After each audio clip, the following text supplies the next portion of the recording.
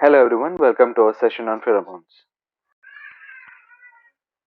So pheromones are chemical signals which are exchanged between individuals of the same species which produces a specific reaction in the form of a behavioral response. These pheromones are also called as ectohormones in the sense they are hormone-like which act outside.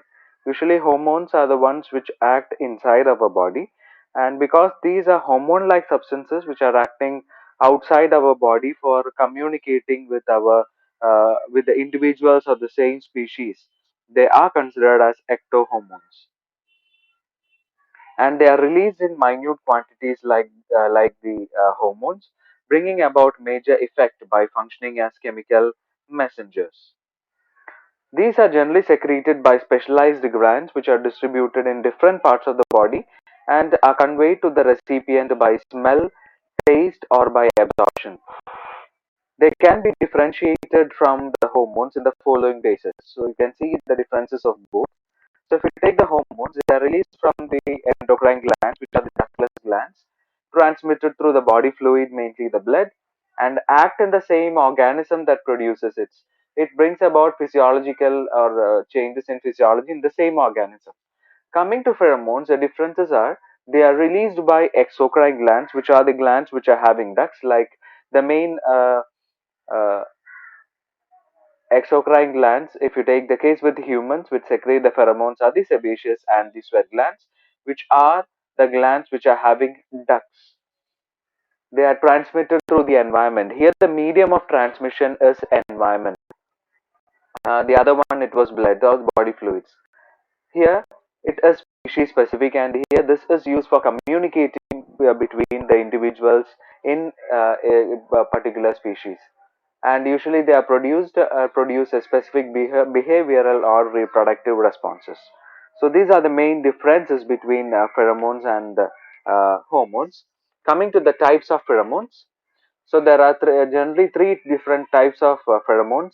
The first category is a releaser or signaling pheromone. The second is the primer pheromones, and the third one is imprinting pheromones. So moving on to the first one, which is the releaser or signaling pheromones. These induce immediate and reversible behavioral responses, which is mediated by the central nervous system. And this is again divided into four different types, as you can see, which is the trail pheromones, the recognition pheromones, the alarm pheromones, and also the sex attractant or sex stimulant pheromones. So these are the four different types which are coming under the releaser or the signaling pheromones. So coming to the first one, which is the trial pheromones. So here, from the name itself, it can be guessed that it is used mostly by the colonial insects or the insects which live in colonies. So these are signaling pheromones which lead the members of a colony to a food source. Example is ants, or a place of shelter by providing olfactory, visual, and tactile clues. And the main examples are the social insects. The trail pheromones of ants, as I said, are examples. The worker ants returning to the next nest with the load of food from a new source release the trail pheromones along its route. This guides other workers to reach the particular source of food. The second one is the recognition pheromones. So these are the commonest of all pheromones, which acts as signaling pheromones and enable the members of a colony or species to recognize each other. So, to recognize corn species or corn specific recognition is made possible by this type of pheromones. The next one is the alarm pheromones. So, these are the signaling pheromones which are produced to alert others against a threat or an incoming predator. Ants produce alarm pheromones in the form of formic acid from their abdomen to protect themselves from the enemies.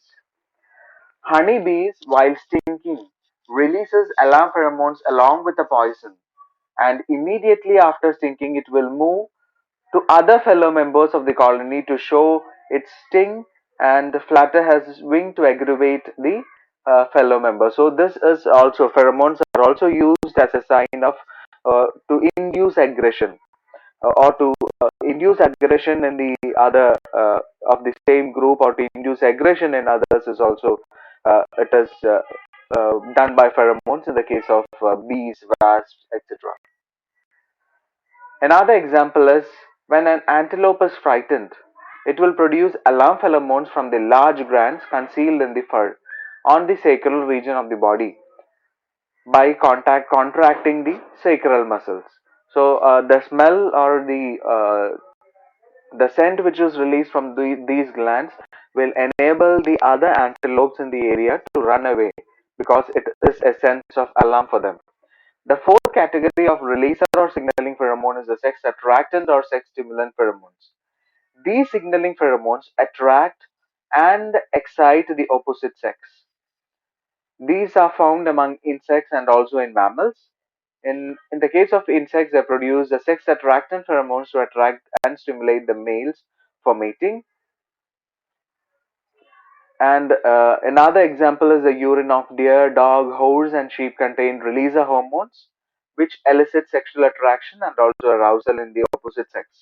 So these are the different types of, or the four different types of releaser or signaling pheromones. Coming to the second category, which is the primer pheromones. So this induces a long-term physiological response in the receiver, which is also mediated by both the central nervous system as well as the endocrine system. In several female mice, which are caged together, they affect each other's estrous cycle due to an order passed from one female to the other. When a male mouse is introduced to the cage, it results in shortening of the estrous cycle. This is due to the pheromones which is uh, present in the urine of the male mouse, which is thought to be an androgen metabolite. So the same thing can be also seen in the case of males, which we'll discuss in the human pheromones. Another example of primer hormones is that of the queen of honeybee colony secrete the pheromone which is called as a queen substance that keeps the worker bee sterile and inhibit from making their own royal chambers and queen cells.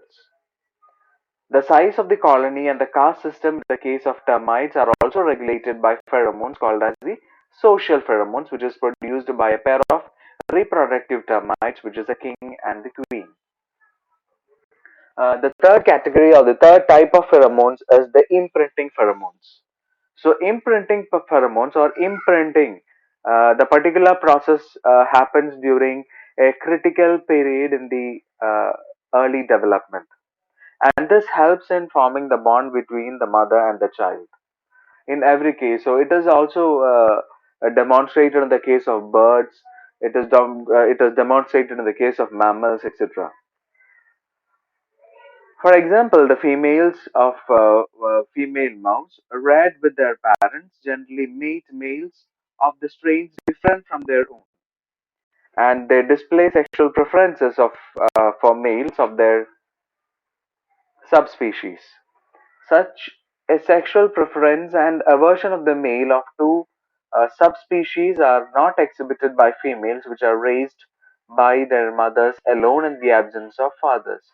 Thus, not exposing to the order of the male parents is affecting, or it is affecting this type of behavior.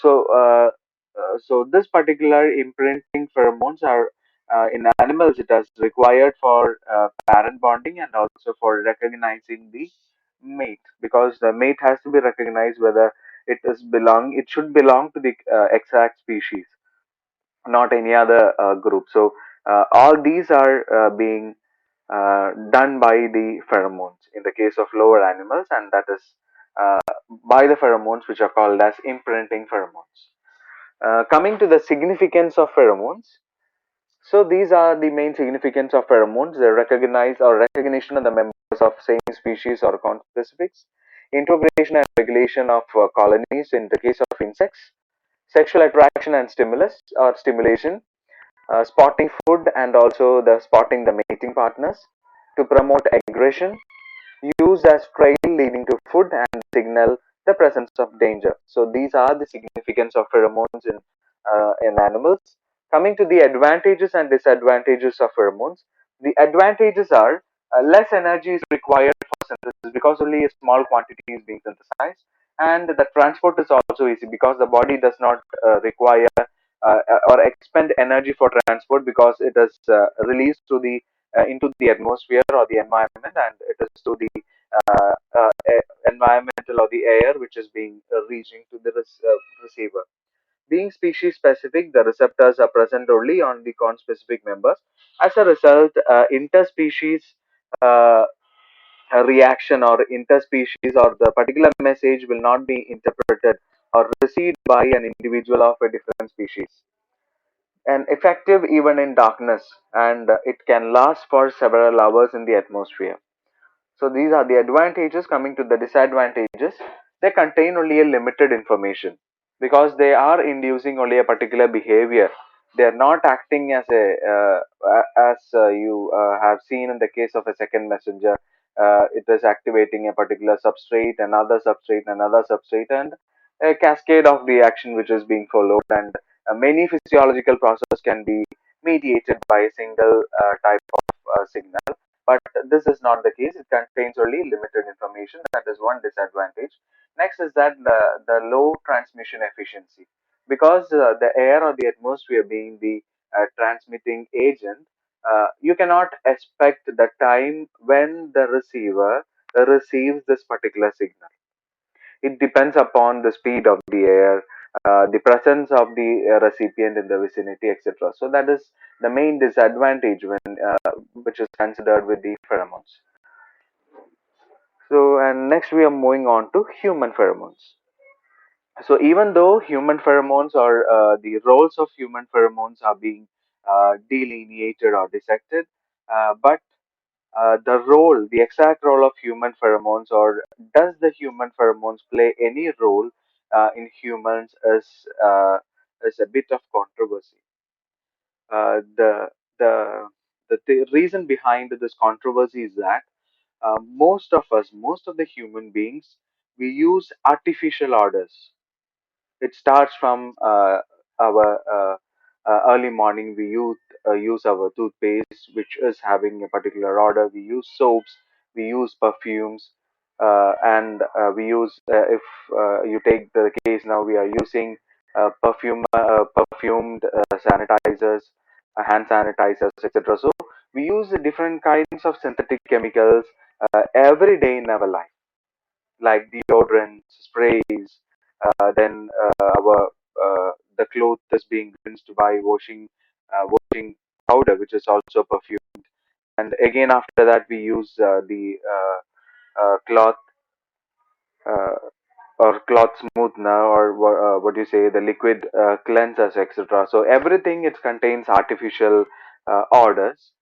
As a result, the exact influence of hormones, or sorry, exact influence of pheromones on human behavior is being debated. So even though it is debated, we'll see what are the roles of the pheromones played, or the role of pheromones in humans. So these pheromones in humans, it is produced by specialized sweat and sebaceous glands, which is present in the armpits and around the external genitalia, both in males and females. And the hairs in these regions, the armpits and also the external genitalia, are the region where we are having these the body hairs which are present, and these act as the scent traps, so that the particular pheromones, they are present for a very long time in that particular area. The secretions of these glands are having more oil and more proteins compared to the sweat and sebaceous gland in the other parts of the body. The examples of the human pheromones are copulin, which is a female pheromone which is secreted by the glands which is present in the vaginal region, and the male pheromone. The example of a male pheromone is X androstenol, is an example of the male pheromone. Coming to the role of human pheromones, the first main role is regarding the olfactosexual behavior. So the role of body sense in human sexual behavior is one of the major role that is being attributed to pheromones. And there is an olfactosexual behavior in human beings where the examples, the copulin as well as the androstenol, are responsible for mate attraction during sexual behavior or during sexual act. Another important role is the synchronization and shortening of the menstrual cycle in females, in human females. The example or this particular role of pheromones were studied by uh, in hostel or the girls who are in hostels. So what happens is that when many girls of the same age or of different ages, which who are in the um, m- menstrual period or in the menstrual cycles, what happens is that females, which there is a synchronization in the onset of the menstrual dates of girls of hostels, has been attributed to the body pheromones, because in a group or the females will living in the same room, if one of the female gets the menstrual cycle, there are chances that the menstrual cycles of others also get shortened, and they reach menstruation faster, or the length of their menstrual cycle will be shortened. The same is seen in the females which are living with males, have relatively shorter menstrual cycle, and the reason for this is the body smell of males has an effect on the female's reproductive physiology. And the next role of human pheromones is regarding the mother child bond. A human infant is most comfortable and quiet with his mother. And this is because they start recognizing the mother's mother by their smell, even when they are 6 days old. And by sixth week, the baby starts orienting itself towards the mother's lips. And this is also because of the scent or the pheromone relationship between the infant or the baby and the mother. So these are the roles which is attributed to the human pheromones. So with this, we come to the end of the section, which is called as pheromones. In the next section, we will be discussing about the role of hormones and their action on different behaviors. Thanks for hearing.